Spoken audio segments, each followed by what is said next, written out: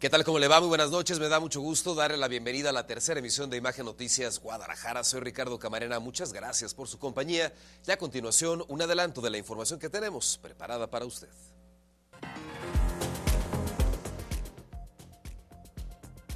Entregan las primeras viviendas recuperadas en el Chernobyl mexicano. Despojan de 200,000 pesos a mujer de la tercera edad en Guadalajara. A 8 años de la desaparición de 3 italianos en Jalisco, la ONU exige al Estado mexicano el esclarecimiento del caso.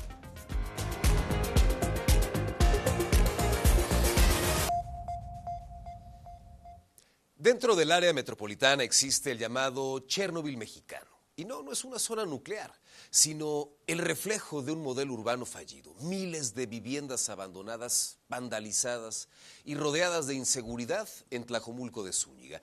Este fraccionamiento, el fraccionamiento Lomas del Mirador, nació como promesa de vivienda social, pero terminó convertido en un símbolo de abandono institucional tras la quiebra de desarrolladoras y la falta de servicios básicos y de conectividad. Hoy, ese mismo espacio intenta reescribirse como una historia de recuperación, aunque claro, las dudas persisten.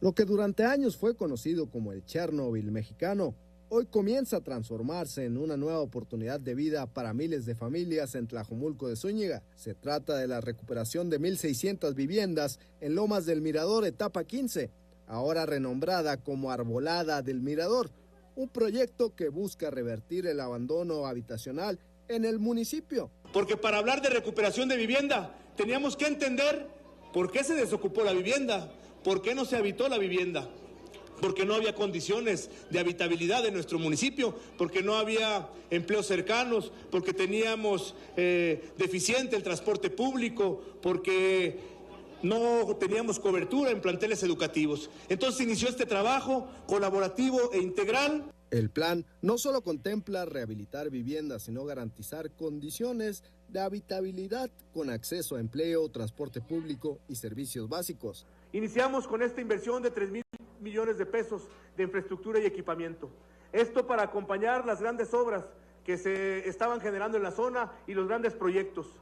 Hace un par de años, un sueño se hizo realidad en nuestro municipio, tener nuestro centro universitario de la Universidad de Guadalajara, el más grande de nuestro estado, y a partir de ello esto generó y detonó pues que pudiéramos ser corresponsables en la inversión. Por su parte, el gobernador de Jalisco, Pablo Lemus, destacó el esfuerzo del municipio, iniciativa privada y gobierno federal para recuperar un espacio con alta incidencia delictiva.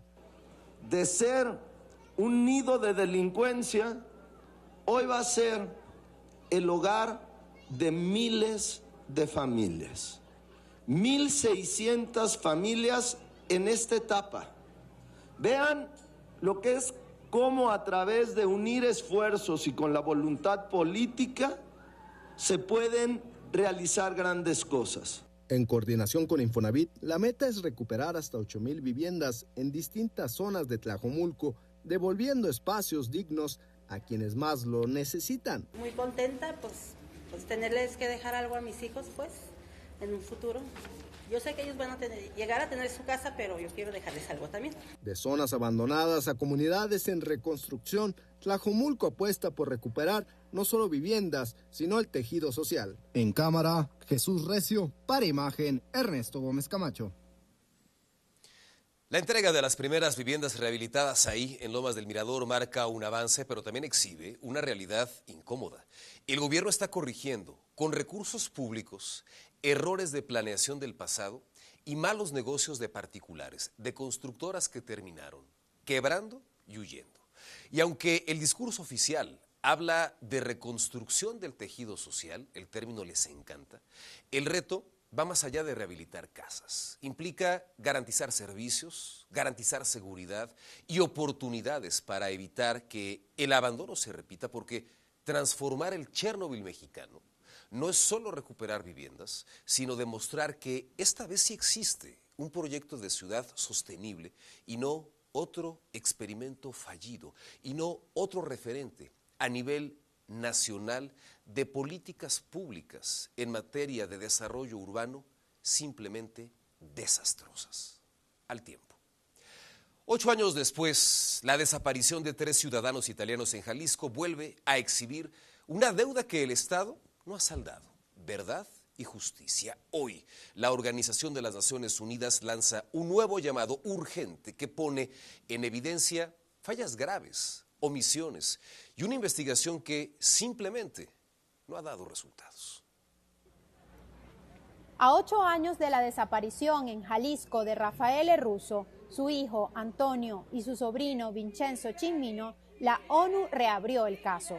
El Comité contra la Desaparición Forzada ordenó a México entregar respuestas y un plan concreto de búsqueda antes del 3 de junio. Il giudizio dell'ONU è molto chiaro: dopo oltre 8 anni ancora la verità non è venuta a galla, manca una strategia investigativa seria, le attività non sono state continuative, non c'è stato un piano coordinato, le piste non sono state approfondite fino in fondo. Los 3 italianos desaparecieron el 31 de enero de 2018 en Tecalitlán. Primero desapareció el padre, horas después los otros 2, cuando salieron a buscarlo. Lo último que se supo fue un mensaje de voz que recibió Francesco, en donde su hermano Antonio le avisó que habían sido detenidos por unos policías. Ed è proprio questo che il Comitato chiede di approfondire fino in fondo tutti i livelli di questo coinvolgimento, perché è impossibile che in carcere comunque ci siano 2 soggetti della Polizia Municipale, ma che ancora ad oggi non si sappia che fine abbiano fatto i nostri connazionali. Las investigaciones de la época confirmaron que policías municipales de Tecalitlán vendieron a los italianos al cartel Jalisco Nueva Generación por 1,000 pesos mexicanos. 4 fueron arrestados en febrero de 2018. Hoy solo 2 policías enfrentan condena de 50 años de prisión, pues uno falleció en la cárcel y la mujer que enfrentaba el juicio en libertad escapó. Sobre todo, pedimos mucho que los policías que están detenidos vengan interrogados diariamente en manera exhaustiva, como dice así el papel de la ONU, hasta que nos digan algo de concreto sobre el paradero de nuestros familiares. El informe de las Naciones Unidas es contundente. Las acciones de búsqueda no han sido constantes y desde 2023 no hay avances en la investigación. La razón: el comité aseguró que hay fallas críticas y advierte que se deben investigar los vínculos entre la policía y el cartel Jalisco Nueva Generación.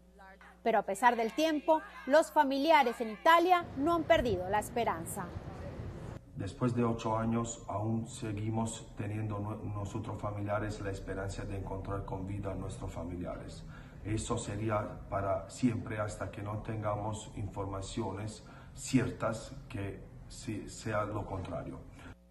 La ONU también denunció que Rafael, Antonio y Vincenzo no han sido inscritos en el registro de víctimas del estado de Jalisco ni en el registro nacional de víctimas. Para Imagen, Marinelis Tremamugno. Bueno, un caso que no solo refleja la desaparición de 3 personas, sino un patrón alarmante. Investigaciones incompletas, responsabilidades a medias y víctimas invisibles, incluso en los registros oficiales. La presión internacional crece, pero la pregunta que en este caso queda sobre la mesa es: ¿cuánto tiempo más puede el Estado mexicano sostener la falta de respuestas sin que haya consecuencias, aún teniendo personas encarceladas que no les han dicho al día de hoy qué pasó con esos 3 italianos? Vamos a otros temas. Mire, comprar un cuento increíble le costó perder cientos de miles de pesos. Una mujer de la tercera edad fue víctima de un fraude luego de salir de un casino ubicado sobre Avenida México en Guadalajara. En el lugar la abordan 2 masculinos, los cuales refieren haber comprado un boleto de lotería en el cual se ganaron el premio millonario y que no lo podían cambiar porque son extranjeros. Con este argumento, los hombres lograron ganarse su confianza. El casino lo tenemos a menos de 100 metros. Hasta donde me encuentro es donde hicieron caminar a la señora para que llegara a esa sucursal bancaria y pudiera retirar 200,000 pesos para entregarlos como pago de garantía y así reclamar el premio mayor. Después de obtener el dinero, los sujetos la llevaron hasta un domicilio en el cruce de Homero y Avenida Vallarta, donde una conocida apoyaría en el proceso. Sin embargo, al bajar del vehículo y tocar la puerta, escaparon con el efectivo.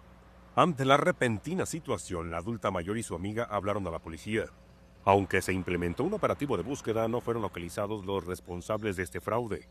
Y de igual manera, pues se les invita a las personas que cuando sucedan este tipo de situaciones se le acerque a alguna persona ofreciéndole algún intercambio de dinero o algún cambio de algún premio, que hagan los llamados a las autoridades correspondientes para acudir al lugar y ver de qué se trata. Para Imagen, Israel Orozco.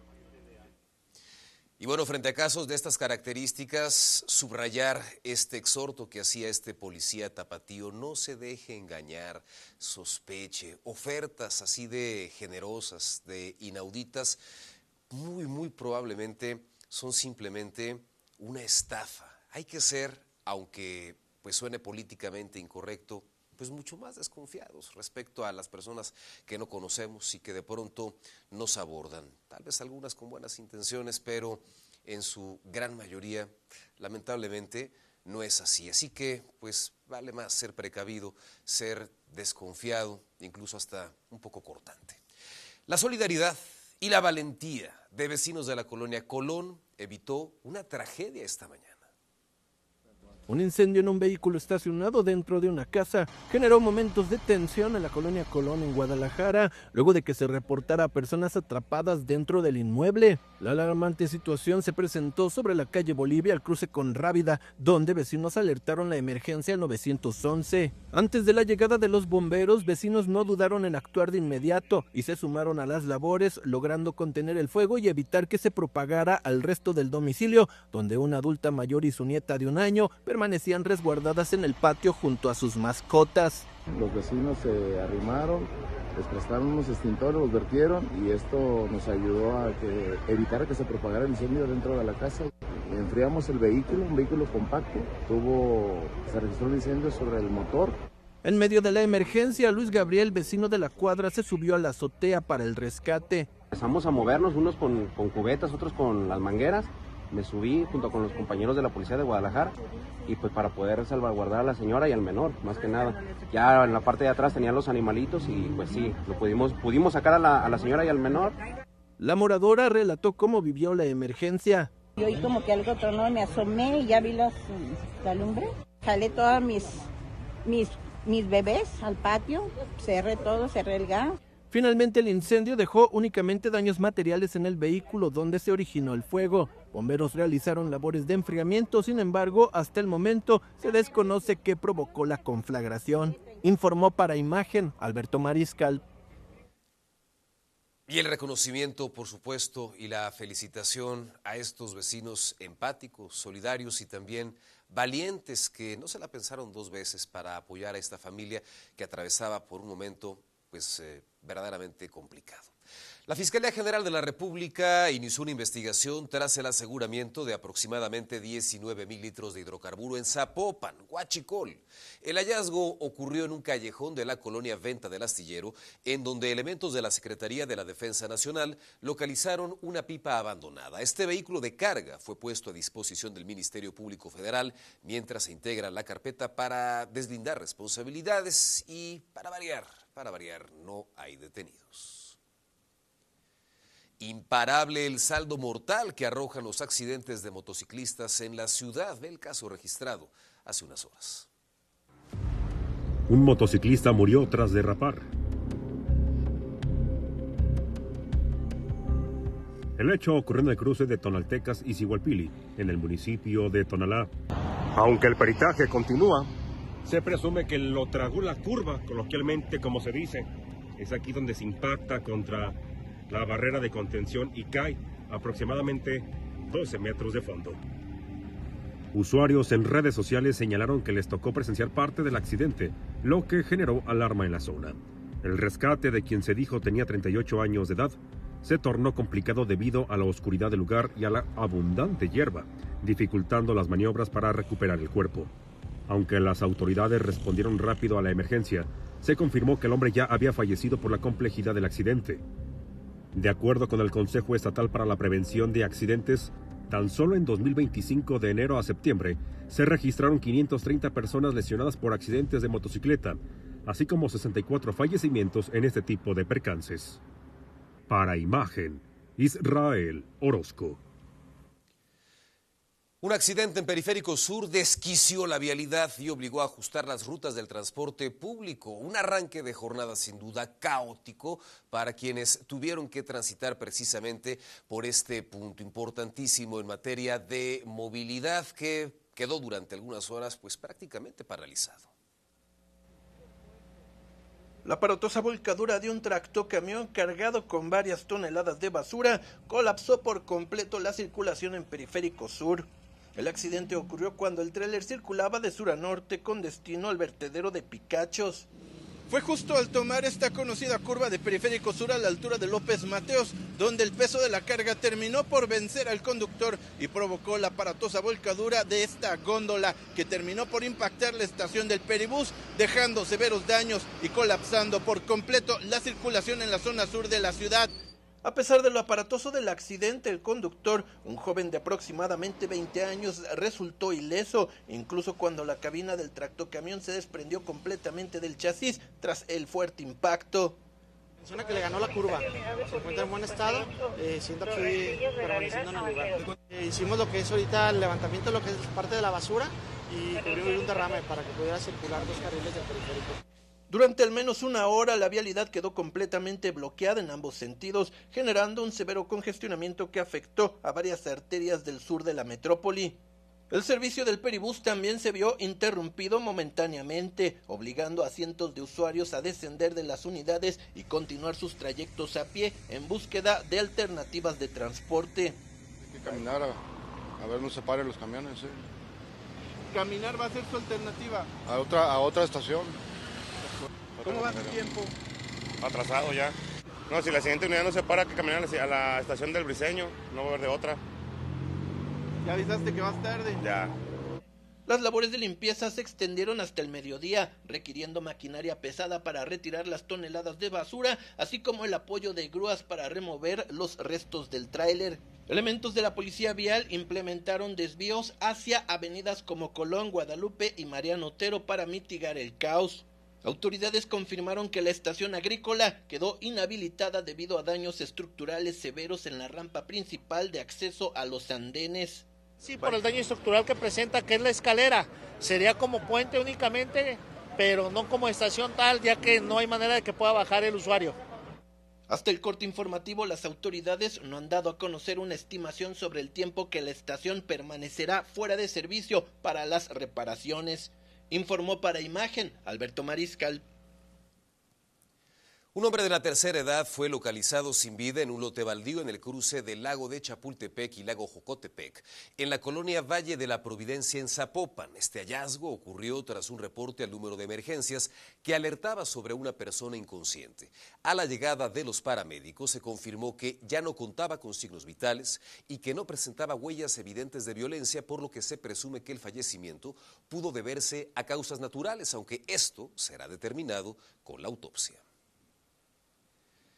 Luis Manuel N., de 36 años, terminó detenido luego de asaltar una tienda en pleno centro de Guadalajara.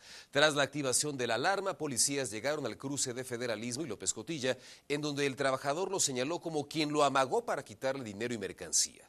En la revisión le aseguraron un arma calibre 22, un cartucho útil, cigarros y 1,400 pesos en efectivo. De acuerdo con las primeras investigaciones, este sujeto podría estar relacionado con otros robos similares en la zona. Este miércoles, investigadores de la Universidad de Guadalajara advertían que el sistema de abastecimiento del agua potable de nuestra ciudad está prácticamente al borde del colapso. Hoy, académicos de la Universidad Panamericana también hablaron sobre esta crisis por la que atraviesa la ciudad. Los expertos pusieron sobre la mesa una serie de soluciones al problema, entre estas la construcción de infraestructura, la reparación de fugas y revisar, claro, cómo está operando el CIAPA. Falta tecnología para poder hacer frente a estas situaciones. Es un organismo pues obsoleto y tenemos una chapalodependencia. Eso es muy delicado porque el 65% del suministro de agua en nuestra ciudad pues depende del lago de Chapala, ¿no? Y eso pues no es de todo óptimo. Nos vamos, muchas gracias por habernos acompañado. Que pase usted una excelente noche. Hasta mañana.